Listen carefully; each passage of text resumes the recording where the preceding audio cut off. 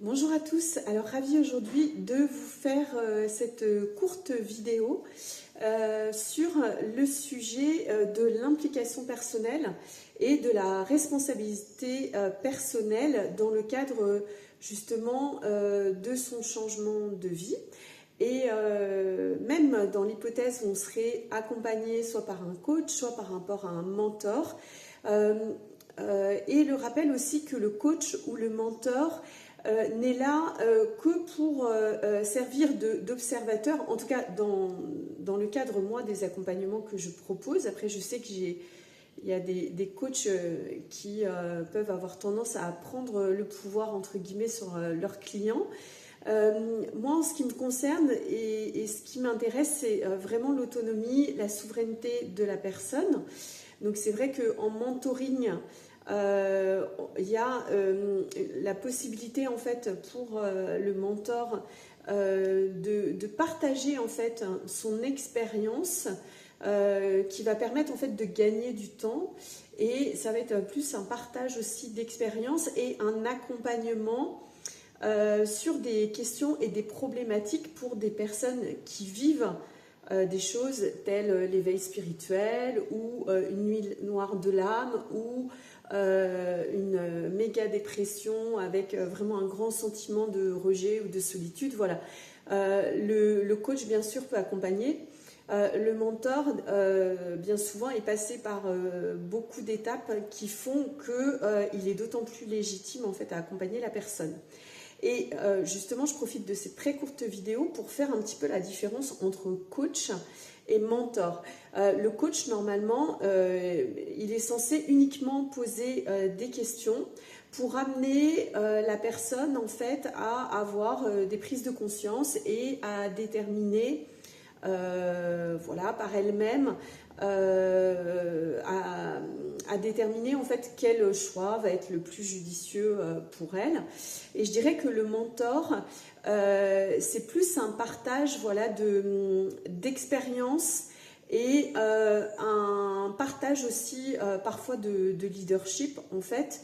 Ça va être un accompagnement qui est beaucoup plus personnalisé, où c'est pas juste des questions, il y a vraiment l'implication et l'apport énergétique, expérientiel, et l'analyse aussi des fois énergétique et technique du mentor, qui va venir comme un peu un maître et son élève, sans qu'on rentre non plus dans le principe d'une gouroutisation qui serait à l'inverse des règles déontologiques de chacune de ces professions. Mais il va y avoir une implication beaucoup plus grande du mentor dans l'accompagnement. Et du coup, voilà, c'est pas la même sorte de suivi. Donc après, moi je pratique les deux avec une préférence vraiment maintenant pour le mentoring. Et en fait, les personnes qui viennent souvent à ma rencontre, qui me trouvent des fois, je ne sais pas comment, mais on arrive à... Voilà, quand l'être suprême, en fait, l'être profond, le soi divin, a une problématique et que la personne en a exprimé le désir profond de se sortir de telle ou telle situation, bien souvent on trouve les bonnes personnes, et même à l'autre bout du monde et même à l'autre bout de la France. Donc c'est ce qui m'est arrivé il n'y a pas très longtemps. Voilà. Donc en fait l'idée c'est vraiment de se faire confiance, de faire confiance à son intuition pour le choix aussi de son coach ou de son mentor, et puis ensuite voilà, avec un premier petit entretien pour voir aussi si c'est compatible, si on peut collaborer ensemble, si les énergies entrent bien en résonance. Voilà, mais souvent c'est quand même un appel, on va dire un appel profond de l'être, de l'âme, à aller vers telle ou telle personne dont on sait, ou on pressent à l'avance, ou on perçoit à l'avance que cette personne va être celle en fait qui va pouvoir nous aider dans notre libération et dans notre transformation. Voilà, c'est tout ce que j'avais à dire sur ce sujet entre coaching, mentoring, et puis la responsabilisation aussi de la personne, dans la mesure voilà, où le coach et le mentor, peu importe leur statut, et d'ailleurs on peut aller de l'un à l'autre sans difficulté, pour ceux qui se sentent aussi l'âme d'être mentor, ça va être quand même une implication de la personne à avoir une attitude et un comportement proactif en fait dans le cadre de la libération de tout ce qui l'entrave pour l'expansion en fait de son être et pour le recadrage et le réalignement dans la bonne direction quand ça fait un petit bout de temps qu'on s'éparpille et qu'on est soit distrait, soit dévié de sa route pour plein de questions qui peuvent être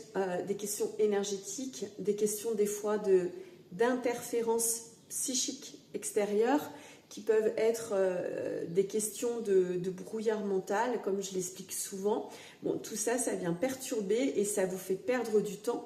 Donc, une fois que c'est dissous, brouillard mental, interférences psychiques, et c'est aussi ma spécialité, du coup, c'est beaucoup plus facile d'avoir de la clarté pour soi-même et de retrouver son chemin.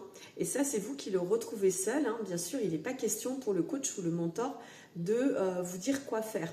Par contre, le mentor va pouvoir vous expliquer quelles sont les étapes que vous pouvez rencontrer, quelles sont les lacunes, les difficultés, ce qui est normal dans le processus de libération, parce que c'est un processus qui peut